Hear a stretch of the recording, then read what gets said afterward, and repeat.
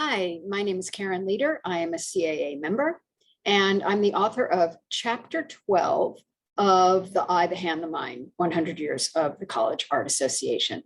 I'm kind of astonished that it's been 10 years, but I'm so pleased to be part of this, looking back over the time intervening, and I was very proud to be part of the project in the first place. So as I was preparing this, I went back to what was sort of my original question when I was brought into this project by Susan Ball. Can a professional organization have a social conscience and a political voice? And my answer is roughly the same today. Yes, no, maybe. When I was tasked with writing this chapter, I was instructed to reflect on purpose number 11. Which reads, to examine the policies of governmental agencies, corporations, foundations, and other relevant groups with regard to the arts, and to lend or withhold the support of the association wherever its basic interests are involved. Of course, I reread the chapter and other relevant documents from intervening years. One was a conversation with Christopher Howard, who asked some questions to which I responded. And one of them jumped out at me as being relevant, I think. He asked, how should CAA move forward into the next 100 years? And I responded in part, CAA's role in the political arena expands far beyond an occasional advocacy day in Washington, D.C.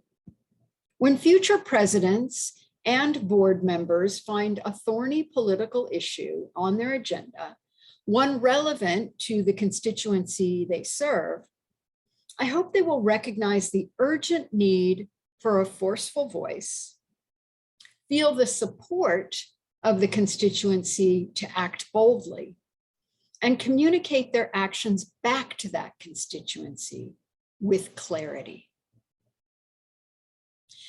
So, with that in mind, I hope that some things have happened since the book was published. A significant one, in fact, was that a task force was seated around the issues of advocacy in CAA, chaired by the inimitable Jackie Francis. The force was convened to report back to the board recommendations on how advocacy could be sturdier and more responsive. We crafted a session at CAA where we explored various aspects of what advocacy could promote, including diversity and recruitment, hiring and promotion in higher education, combating the crisis meme, the public face of the arts and humanities, particularly PR, to address the public face in art history as being soft disciplines or whatever. We need better talking points. How to speak the actual language of decision makers, legislators, upper and middle administration, colleagues, parents and prospective students, undergrad and graduate current students, alumni. How can we make them advocates for our disciplines? And also how to talk to the media. But we also gathered information at that session, including circulating cards, asking people to tell us what issues were important to them. And we brainstormed and whiteboarded and collected all kinds of solid information and recommendations from the people who attended this session. It was a very vibrant time, and we reported back to the board. And in fact, there have been outcomes from that report sprinkled out amongst CAA's initiatives. Here's a specific one.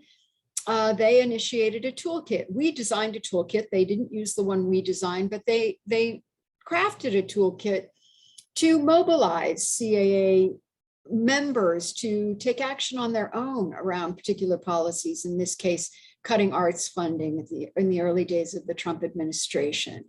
And the toolkit contains lots of useful links to write directly to your representatives, to find the people with power to communicate to.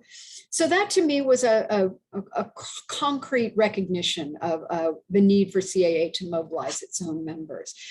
There are other initiatives that I've seen that I think are the fruits of this task forces too. And I think there could be a conference session around this. I've been thinking about that. So maybe I'll propose one for next year.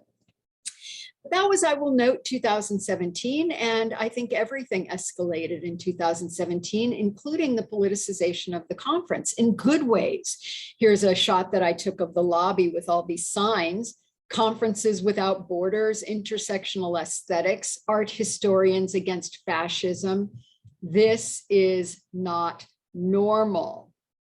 And indeed, this conference was to a large degree much more political than any I'd experienced before there was even a direct action during the convocation. And I want to make it clear that I think this is a good thing. I'll circle back around to that for a minute. Soon after that, some new committees were seated, including a committee specifically designed to advocate on behalf of visual arts historians to join the one that already in existence for services to artists. So the Services to Historians of Visual Arts Committee, or SHVAC, did again a kind of data gathering. 2 years in a row, we did this kind of word cloud data gathering. What do historians of visual arts need to thrive in the 21st century? This was our second one just last year, given the year we just experienced, the year of pandemic, the year of racial reckoning. And you can see the sorts of words: respect, accessibility, resources, inclusivity, courage, indeed. And now we're trying to work on how to deliver initiatives through our committee to answer to those things that are being asked of. And we'll have a session at CAA in February, actually in March, a virtual session in defense of art history. So please come join us Saturday, March 5th, a live session. And I want to circle back around to one more thing, which is I want to touch on the notion of politicization. I heard that a lot in all of my interviews when I was doing research for the chapter. Don't politicize the organization. It's a term that's used as a bludgeon to beat organizations like CAA into silence by threatening their tax-exempt status. When in the 21st century, it is truly money that has become speech, something that institutions like CAA have never had very much of in the first place. Politicization is most often a red herring. Critical race theory in kindergarten, masks as fascist. Everything is political, including art. We need to act like it. Thanks and congratulations to all the authors on 10-year anniversary.